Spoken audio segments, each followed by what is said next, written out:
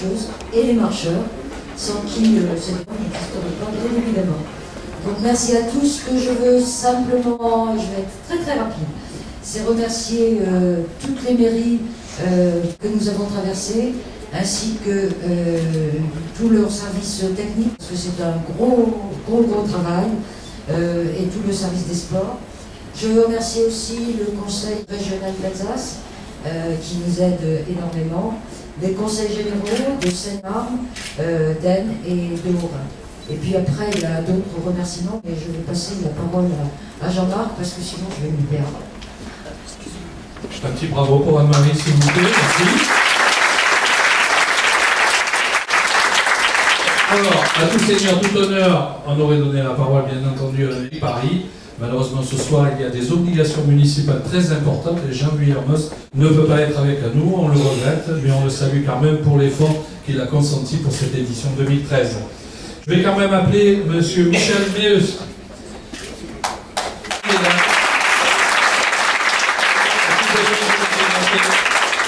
Adjoint au sport de la mairie de Neuilly-sur-Marne, je dirais inamovible, dirigeant et participant à ce Paris-Colmar. Donc pourquoi Neuilly-sur-Marne? En 97, la ville de Montreuil ne voulait plus organiser le départ. Le directeur de l'épreuve, Jean m'appelle directement, il dit: tu vois pas que le départ part de Neuilly-sur-Marne. Pourquoi Neuilly-sur-Marne? Parce qu'on avait un groupe de marcheurs de grand fond, et à Neuilly-sur-Marne, la directrice des sports, la secrétaire des sports Josette qui est là, le maire adjoint était accompagnateur de Jean Cécilion, donc on connaissait parfaitement l'épreuve. Paris-Strasbourg, Strasbourg-Paris, Paris-Colmar, ça fait partie, je crois, du patrimoine du sport en France, depuis 1926. Quand on voit les photos de l'époque avec Linder, il n'avait certainement pas des problèmes de circulation comme maintenant. Il avait un vélo, mais il n'avait pas de camping-car. Donc, c'est très très difficile. Il faut quand même voir depuis presque un siècle toutes les catégories de dirigeants qui se sont, les uns par génération, ont réussi à maintenir cette épreuve. Et tout le mérite, si Madame Noire n'était pas là, très venue, il aurait pu, pour serait pas la soirée, il aurait pu Paris-Colmar. Donc c'est très très difficile à organiser, c'est de plus en plus difficile, mais j'espère que ceux qui sont là aujourd'hui et ceux qui viendront demain, en 2026, ils pourront fêter le centenaire du Paris-Colmar. Voilà, on est toujours ravis de vous accueillir début juin à l'hôtel de ville de Neuilly-sur-Marne.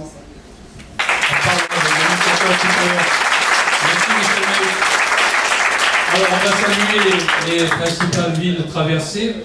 Et après Neuilly-sur-Marne, on va s'arrêter à Château-Thierry. À Château-Thierry, nous allons recevoir le député maire, M. Jacques Krabal. Il est là. Merci, M. le député maire, d'avoir été avec nous et puis surtout d'accueillir cette épreuve mythique, on peut le dire. Merci. Merci d'abord à celles et ceux qui nous accueillent. C'est sur un site magnifique, les bateaux-mouches de l'Alma. Je pense que c'est tout à fait en lien avec l'événement. Je pense que c'est une excellente idée. Et donc merci Madame Noire qui a relancé cette épreuve. Puis je ne serai pas comme mon collègue adjoint au maire de Neuilly, j'ai pas son antériorité, même si j'ai aussi des heures de marche. J'étais pas là au départ, mais on partage un peu la même histoire. Pourquoi Château-Thierry est engagé très fort dans cette épreuve, c'est qu'il y a toujours eu une culture de la marche du grand fond à Château-Thierry. Des marcheurs, je vois, d'aujourd'hui, mais je pense également à ceux d'hier, les frères Mayer, Roby, Saint-Van, bien sûr Philippe Morel, je regrette son absence ce soir, Cédric Varin, et puis tous les autres. Donc ça c'est un premier élément, je pense qu'on a besoin de ne pas oublier, même si on est dans une époque où ce qui compte c'est ce qui va très vite, c'est ce qui peut éclabousser les médias, c'est pas l'émotion comme vous l'avez dit quand vous avez pris la parole tout à l'heure.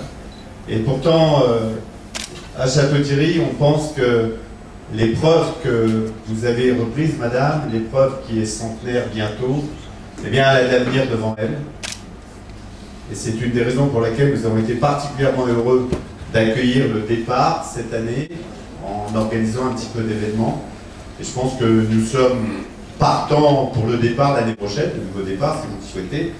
Et je dois je vous disais, il y a une culture historique, mais il y a aussi des témoins qui ont été repris. Et je ne suis pas venu tout seul. Il y a toute une délégation assez importante de Château-Thierry, avec Cédric.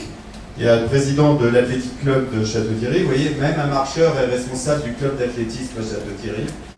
Et puis, comme on ne fait pas les choses sans avoir aussi des amis, il y a les Amis de la Marche, l'association des Amis de la Marche qui est avec nous.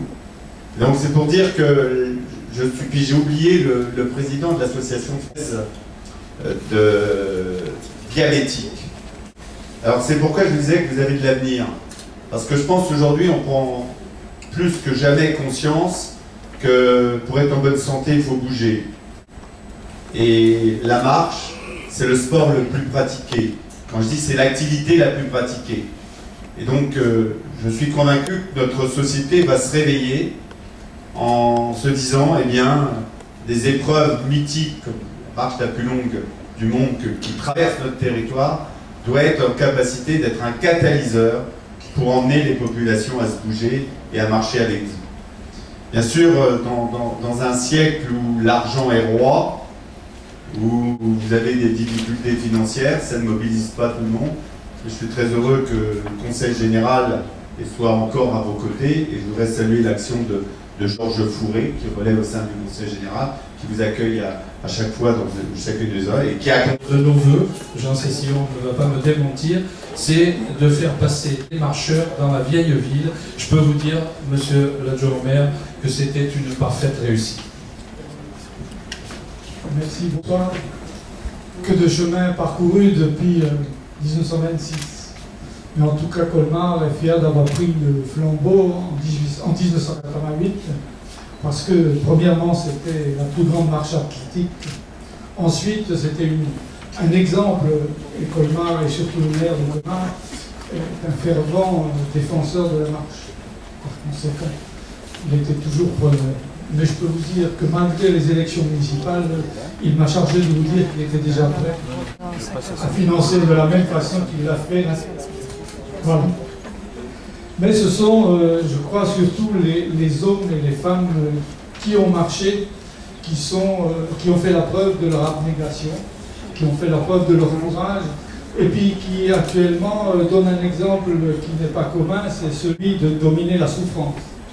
Or, à l'époque où tout le monde twiste, dès qu'il y a un tout petit ou tweet, dès qu'il y a un peu d'effort, tout de suite les jeunes, et je suis prof d'éducation physique, je peux vous dire que dès qu'il s'agit de faire un effort... L'organisme Ofras, Autovision, les bateaux-mouches, on en a parlé, la Maison d'Alsace et M. Kuentz, Avigro avec Gino Catena et Rungis, Stéphane Motel, l'école des boulangers, la société CNER, M. Alain Alzera, et puis M. Balossi Massimiliano et Eurocom Textile.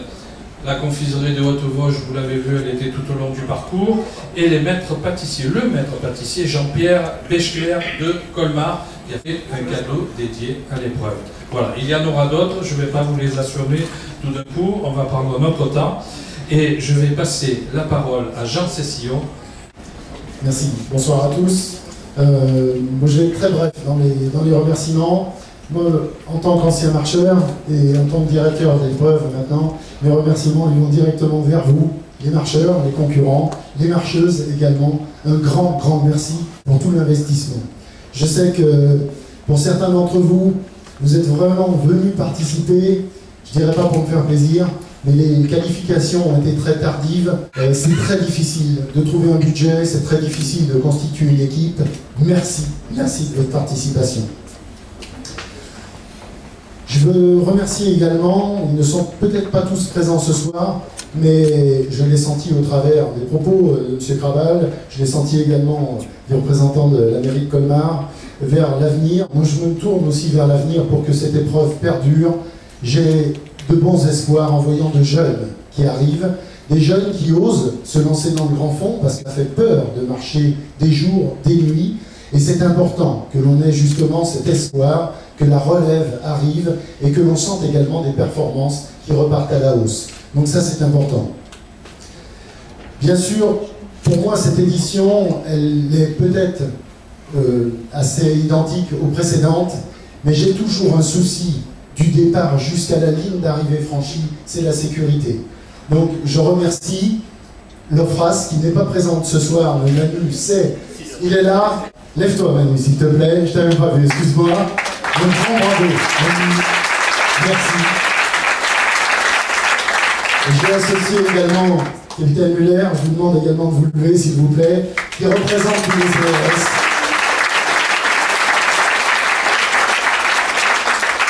Vous savez quelle difficulté c'est d'organiser une épreuve sur route sans interrompre bien sûr la circulation routière, et la sécurité me tient à cœur.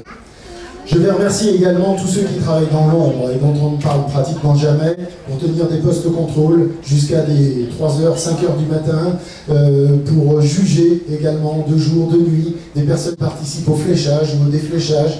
Toutes ces personnes qui travaillent dans l'ombre et sans qui on ne pourrait pas organiser cette épreuve. Ensuite, je vais remercier également des personnes dont on ne parle pas souvent. Ce sont les... Bien, merci beaucoup.